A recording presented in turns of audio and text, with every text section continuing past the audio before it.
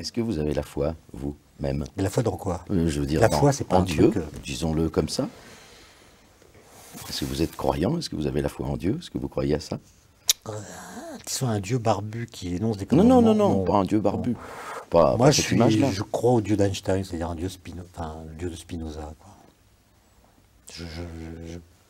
Être physicien, c'est au moins croire que le monde matériel nous est au moins en partie intelligible.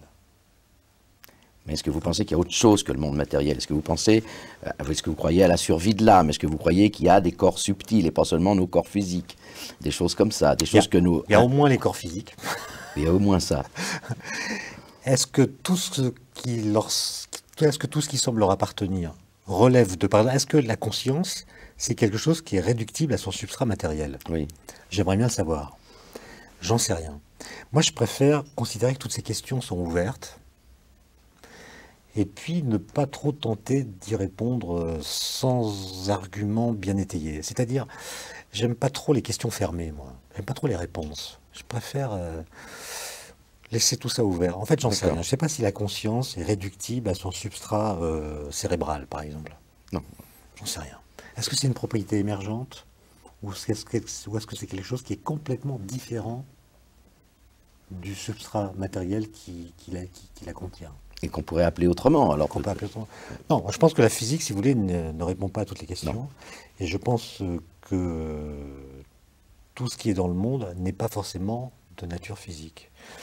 Mais par exemple, la question de l'origine de l'univers, Oui.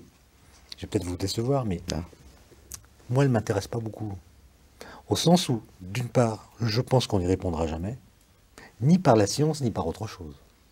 Parce que, qu'on fasse de la science ou qu'on s'inspire de textes religieux, pour parler de l'origine, il faut déjà dire ce qui était là à l'origine. Donc on ne part pas de rien. Donc on élude la question de l'origine. Moi, je préfère considérer que cette question est métaphysique, purement métaphysique, et vivre avec cette idée. Donc on n'y répondra jamais. Personne ne pourra dire, est-ce qu'il y a eu à un moment donné rien, ou simplement par exemple la conscience? Admettons qu'un jour on a une théorie qui explique comment l'univers est né à partir de rien. Voilà. Très bien. Vous avez cette théorie. Donc, ça veut dire que le rien dont vous parlez, c'est un rien. Je ne sais pas ce que c'est. C'est un rien qui peut cesser d'être un rien, puisqu'il va devenir l'univers. Pour la spiritualité, pour les religieux, ça peut être Dieu, ça peut être la conscience, ça peut être quelque chose. C'est quelque chose. C'est quelque chose. Donc c'est pas rien. Ben oui. Ah ben voilà. Quelque chose, c'est déjà rien, disait C'est-à-dire que pour nous, êtres humains, penser que quelque chose peut naître de rien, c'est difficile. Voilà. Donc, admettons que vous ayez une théorie qui vous explique comment l'univers est né à partir de rien.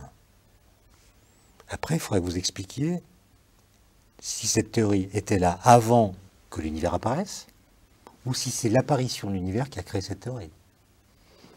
Par exemple, vous avez peut-être au lycée appris un peu de loi de l'électricité.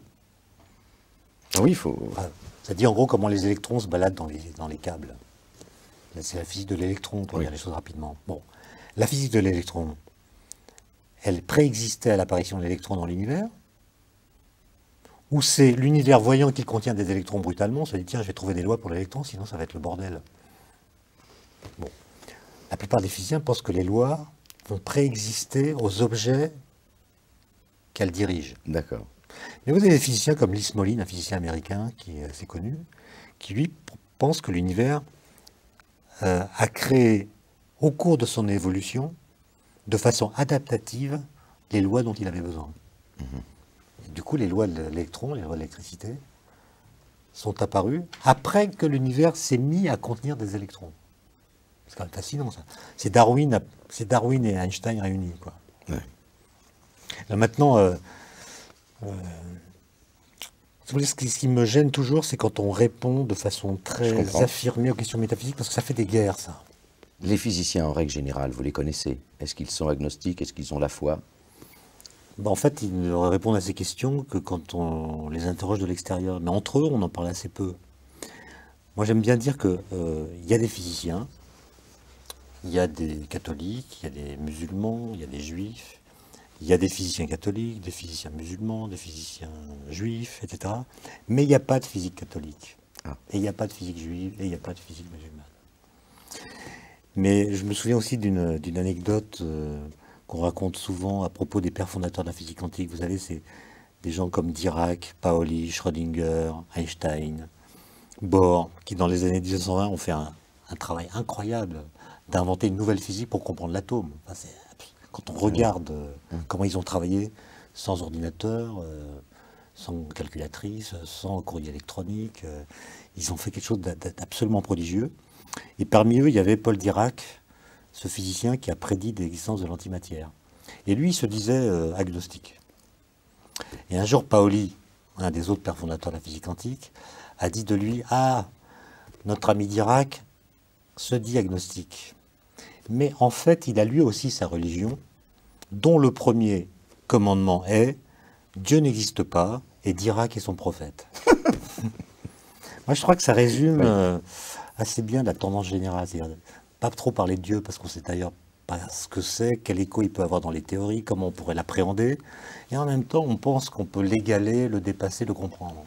Une espèce de schizophrénie comme ça chez les physiciens. Ah oui, d'accord. Question